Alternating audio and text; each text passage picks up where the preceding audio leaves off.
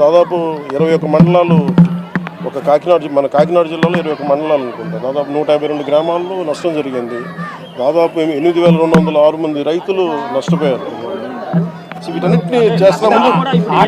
వరదలు వస్తున్నాయన్నారు. హైదరాబాద్ ఏమన్నా ఇక్కడ పెట్టే అవకాశం ఉందండి ఏపీలోనే?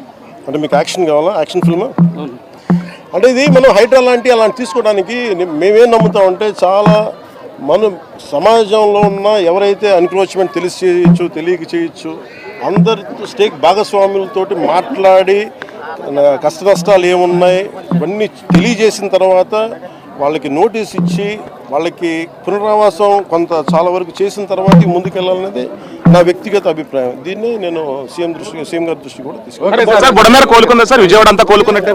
మీకు ఈరోజు మీరు అన్నారు కదా, మీరు ఏమేమి హ్యాండ్ చేస్తున్నాను, అలాగే అవసరమైన మెయిన్ వాళ్ళు అడుగుతున్నారు, కనీసం గొంతులు పూడ్చమని అడుగుతున్నారు. దానికి సంబంధించిన శాండ్ బ్యాగ్స్ రెడీగా అందుబాటులో ఉన్నాయి. అలాగే మనకి చెట్లు పడిపోయిన వెంటనే ఎలాంటి ఏదైనా జరిగిన రంపాలు కానీ రోడ్లపైన పడిన చెట్లు తీసివేయడానికి దానికి సంసిద్ధంగా ఉన్నాం. అలాగే జేసీబీ లాంటి వాహనాలను సంసిద్ధంగా ఉంచాం.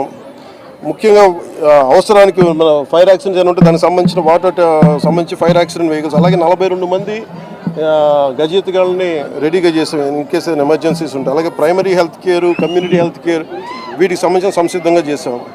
అలాగే గవర్నమెంట్ జనరల్ హాస్పిటల్లో కూడా డాక్టర్స్ని 24/7 అందుబాటులో ఉంచమని వారికి ఇన్స్ట్రక్షన్స్ ఇవ్వడం జరిగింది. అలాగే ముఖ్యంగా గర్భిణీ స్త్రీలు కానీ బాలింతలు కానీ ఎవరున్నా కానీ వాళ్ళని సురక్ష ప్రాంతాలు తరలించే బాధ్యత కలెక్టర్ గారు దాన్ని పర్యవేక్షిస్తూ ఉన్నారు. ఇది అక్కడ మనకి మన తీవ్రతను బట్టి మనకి అక్కడ మన ఏమంటుందని తుఫాన్ తీవ్రతను బట్టి ఉంటుంది. ఐ థింక్ అది వీకెన్ అయింది కాబట్టి ఇబ్బంది లేదని అనుకుంటున్నాను. వ్యక్తిగతంగా జరగకూడదు, ప్రకృతిని శాంతించమని నేను కోరుకుంటున్నాను. ఇది మళ్ళీ వెళ్ళి ఇప్పుడు నాకు మన పంచాయతీలకి నిధులు ఇవ్వాలి కదా, సో దానికి సంబంధించిన పని ఉంది. అది వెళ్ళి చేసుకొని మళ్ళీ వచ్చి ఎప్పటికప్పుడు సమీక్ష నిర్వహిస్తా ఉన్నాను టెలిఫోన్స్ ద్వారా. లేదండి, నేను ఒకసారి ఈ పంచాయతీలు మనం చెప్పాం కదా, దానికి సంబంధించిన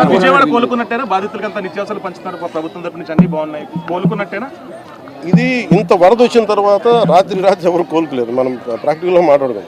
కాదు ఏంటంటే ప్రభుత్వం ఎంత సంసిద్ధంగా ఉందని చెప్పడానికి. ఇలాంటి కష్టాలు వచ్చినప్పుడు నేను అమెరికా లాంటి దేశాల్లో కూడా మీకు కూర్చోబెట్టి మియామి లాంటి చోట, ఫ్లోరిడా లాంటి చోట తుఫాన్లు వస్తే మొత్తం ఒక లక్షలాది మంది, వేలాది మంది నిరాశలు అయిపోతారు. They're advanced country. అలాంటిది మనకి నేను అడిగేది, మేము ప్రభుత్వం తరపు నుంచి లేదంటే అధికారుల తరపు నుంచి సంసిద్ధంగా ఉన్నాం. అలాగే మేము కోరుకుంటుంది కూడా ప్రతి ఒక్కరు కూడా దీన్ని బాధ్యత తీసుకోవాలని, అలాగే వైసీపీ నాయకులకు కూడా విమర్శల కంటే కూడా మీరు వచ్చి ఆ రంగంలో దూకాలని నేను కోరుకుంటున్నాను. అంటే కుట్రకోణం ఏదో ఉందంటున్నారు, బోట్లు రావడం కృష్ణానదికి కుట్రకోణం ఏదో వాళ్ళు ఏదైనా చేయగల తెలియదు కానీ అది నాకు అవగాహన లేదు. దాని మీద నేను వింటున్నాను కానీ మీరు చెప్తున్నారు.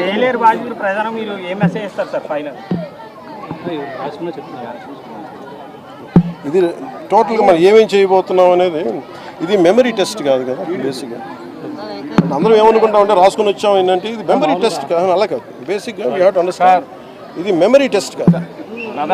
ప్రధానంగా ఎలాంటి సహాయ కార్యక్రమాలు జరుగుతున్నాయి ఇవన్నీ మీకు విడుదల చేస్తాం కొంతసేపట్లో. అలాగే ఇవన్నీ మీకు మన కలెక్టరేట్ కానీ మన జలాశయం అనేది ఇక్కడ చాలా ముఖ్యమైనది. వరదాయిని మెట్టకి అదే దుఃఖదాయనిగా మారుతుంది.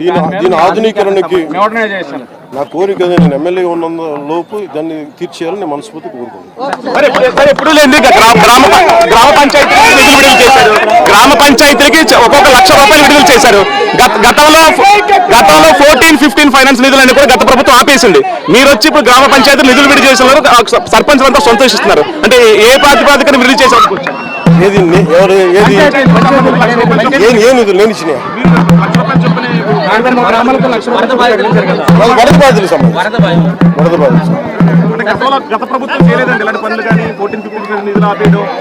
వాళ్ళు ఇవ్వాల్సిన నిధులు ఇవ్వలేదు, జేబులో వచ్చే డబ్బులు నిధులు ఇవ్వడం కాదు, వాళ్ళు ఇవ్వాల్సిన. దాదాపు 21 మండలాలు మన కాకినాడ జిల్లాలో 21 మండలాలు అనుకుంటా. దాదాపు 152 గ్రామాల్లో నష్టం జరిగింది. దాదాపు 8,206 మంది రైతులు నష్టపోయారు. వీటన్నిటిని చేస్తున్నాము. వరదలు వస్తున్నాయన్నారు. హైదరాబాద్ ఏమన్నా ఇక్కడ పెట్టే అవకాశం ఉందండి ఏపీలోనే? అంటే మీకు యాక్షన్ కావాలా? యాక్షన్ ఫిల్మ్ అంటే ఇది మనం హైడ్రా అలాంటి తీసుకోవడానికి మేమేం నమ్ముతామంటే చాలా మనం సమాజంలో ఉన్న ఎవరైతే ఎన్క్రోచ్మెంట్ తెలిసి చేయొచ్చు తెలియక చేయొచ్చు అందరితో స్టేక్ భాగస్వాములతోటి మాట్లాడి కష్ట నష్టాలు ఏమున్నాయి ఇవన్నీ తెలియజేసిన తర్వాత వాళ్ళకి నోటీస్ ఇచ్చి వాళ్ళకి పునరావాసం కొంత చాలా వరకు చేసిన తర్వాత ముందుకెళ్ళాలనేది నా వ్యక్తిగత అభిప్రాయం. దీన్ని నేను సీఎం గారి దృష్టి కూడా తీసుకున్నాను. కోలుకుందా సార్? విజయవాడ అంతా కోలుకున్నట్టే. అంటే మీకు ఈరోజు మీరు అన్నారు కదా, మీరు ఏమేమి హ్యాండ్ చేస్తాను, అలాగే అవసరమైన మెయిన్ వాళ్ళు అడుగుతాను, కనీసం గుంతలు పూడ్చమని అడుగుతాను. దానికి సంబంధించిన శాండ్ బ్యాగ్స్ రెడీగా అందుబాటులో ఉన్నాయి. అలాగే మనకి చెట్లు పడిపోయిన వెంటనే ఎలాంటి ఏదైనా జరిగిన రంపాలు కానీ రోడ్లపైన విరిగిపోయిన పడిన చెట్లు తీసివేయడానికి దానికి సంసిద్ధంగా ఉన్నాం. అలాగే జేసీబీ లాంటి వాహనాలను సంసిద్ధంగా ఉంచాం.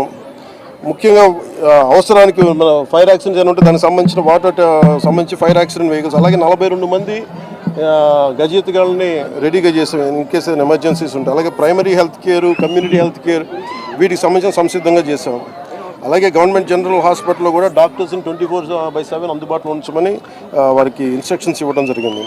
అలాగే ముఖ్యంగా గర్భిణీ స్త్రీలు కానీ బాలింతలు కానీ ఎవరున్నా కానీ వాళ్ళని సురక్షిత ప్రాంతాలు తరలించే బాధ్యత కలెక్టర్ గారు దాన్ని పర్యవేక్షిస్తూ ఉన్నారు. ఇది అక్కడ మనకి మన తీవ్రతను బట్టి మనకి అక్కడ మన ఏమంటుంది తుఫాన్ తీవ్రతను బట్టి ఉంటుంది. ఐ థింక్ అది వీకెన్ అయింది కాబట్టి ఇబ్బంది లేదని అనుకుంటున్నాను. వ్యక్తిగతంగా జరగకూడదు, ప్రకృతిని శాంతించమని నేను కోరుకుంటున్నాను.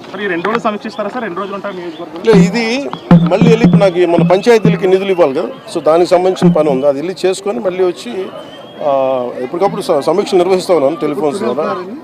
లేదండి, నేను ఒకసారి ఈ పంచాయతీలు మనం చెప్పాం కదా, దానికి సంబంధించిన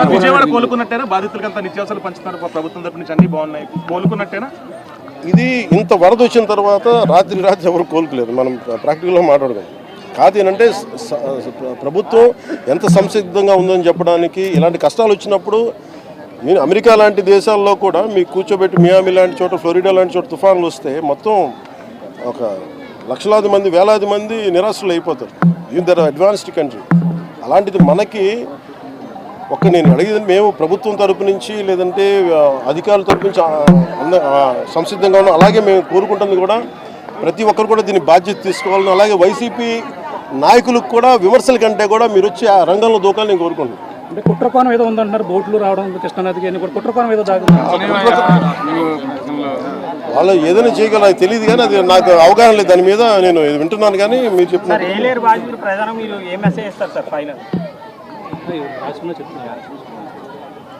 ఇది టోటల్గా మనం ఏమేమి చేయబోతున్నాం అనేది ఇది మెమరీ టెస్ట్ కాదు కదా. బేసిక్గా అందరం ఏమనుకుంటామంటే రాసుకొని వచ్చాం ఏంటంటే ఇది మెమరీ టెస్ట్ కాదు, అలా కాదు. బేసిక్గా వీ హ్యావ్ టు అండర్స్టాండ్ ఇది మెమరీ టెస్ట్ కాదు.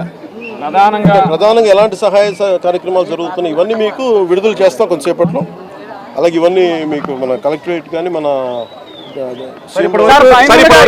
జలాశయం అనేది ఇక్కడ చాలా ముఖ్యమైనది వరదాయిని మెట్టకి. అదే దుఃఖదాయనిగా మారుతుంది. దీని ఆధునీకరణకి నా కోరిక నేను ఎమ్మెల్యే ఉన్న లోపు దాన్ని తీర్చేయాలని నేను మనస్ఫూర్తి కోరుకుంటున్నాను. ఎప్పుడు లేదు గ్రామ పంచాయతీలకు నిధులు విడుదల చేశారు.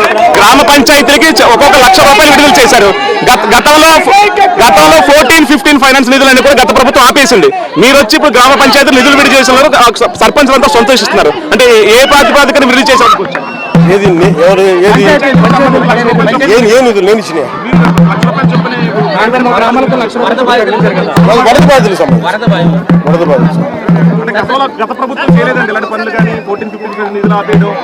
వాళ్ళు ఇవ్వాల్సిన నిధులు ఇవ్వలేదు. జేబులో వచ్చే డబ్బులు నిధులు ఇవ్వడం కాదు, వాళ్ళు ఇవ్వాల్సిన నిధులు ఇవ్వలేదు. హైడ్రా